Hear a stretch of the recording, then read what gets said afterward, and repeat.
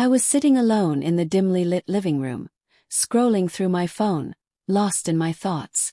The house was quiet, just the faint hum of the refrigerator in the background. My father was out of town again for business, as usual, leaving only me and her, my stepmom. We rarely spoke beyond polite exchanges, but something about tonight felt different. I heard soft footsteps approaching, and before I could turn, she was there. Dressed casually in a fitted top and shorts, she leaned against the doorway, watching me. There was something unreadable in her expression, something different from the usual indifference. "You're always here by yourself," she said, stepping into the room. Her voice was soft, almost thoughtful. I shrugged, unsure of how to respond. She sat down on the couch, not across from me as usual, but next to me, closer than necessary. I could smell the faint scent of her perfume, something warm and slightly sweet. It was the first time I truly noticed it. She stretched her legs out, crossing them casually, her knee barely brushing against mine. "Dad keeps himself busy," I said, trying to fill the silence.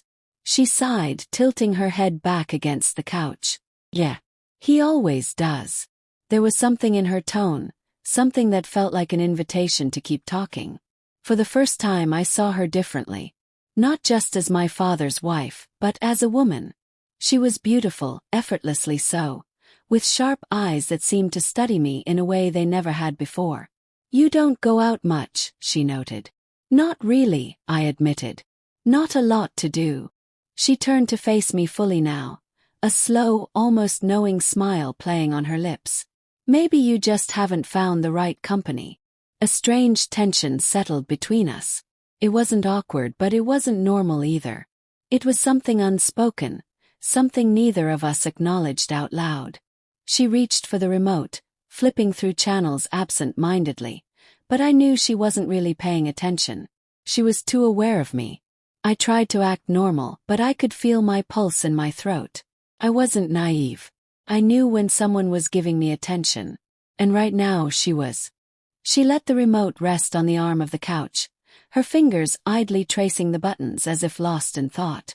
The silence stretched, not uncomfortable but charged with something else. Something neither of us wanted to name. "You ever feel like you're just existing?" she asked suddenly, her voice quieter now. I glanced at her, unsure where this was coming from. "Sometimes." She exhaled, shaking her head with a small laugh, though there was no humor in it. "It's strange, isn't it? Living in the same house as someone but feeling miles apart." I didn't know what to say. I had never asked about their marriage, never even cared to think about it. But now, with the way she was looking at me, it was impossible to ignore the meaning behind her words. Her hand, resting between us on the couch, shifted slightly, her fingers brushing against mine. A small touch, maybe even accidental, but it sent a jolt through me. I should have pulled away. I didn't. She noticed. Course she did. And she didn't move her hand either. "I miss feeling wanted," she admitted, almost to herself. Then she turned her head, meeting my gaze fully. "Do you understand what I mean?" I swallowed hard. "Yeah, I do." A small smile touched her lips, slow and knowing. "I thought you might." Her fingers traced the edge of my hand, the touch light but deliberate. My breath felt shallow, my body tense. I knew I was standing at the edge of something I couldn't come back from. She shifted slightly, her knee pressing against mine, the warmth of her skin seeping through my jeans. The room felt smaller, the air heavier. "You don't have to say anything," she murmured. "I just wanted you to know." She was testing me, seeing how far she could push, how much I would allow. And I let her. Her fingers traced slow, idle patterns against my hand, a barely there touch that sent a shiver up my spine. She wasn't looking at me anymore, just staring straight ahead, but she didn't pull away. Neither did I. Minutes stretched, heavy with something unspoken. Then, without a word, she shifted closer. The warmth of her body pressed against mine, and my breath caught in my throat. I should have moved, should have said something. But when she finally turned to face me, her expression unreadable yet intent, I knew there was no stopping this. Her fingers brushed my jaw, slow and deliberate, as if memorizing the shape of me. My pulse hammered against my skin, my mind screaming at me to think, to stop, to question. But then her lips met mine, soft and unhurried, and every thought shattered. It was gentle at first, almost hesitant, like we were both waiting for the other to be the first to pull away. But neither of us did. Instead, she deepened the kiss, her fingers threading through my hair, and the hesitation melted into something hungry, urgent. The taste of her was dizzying, her warmth intoxicating. She pressed closer, her breath mingling with mine, her hands moving with a slow, agonizing purpose. There was no space left between us now, no hesitation. Just heat. Just want. Every rational thought had disappeared.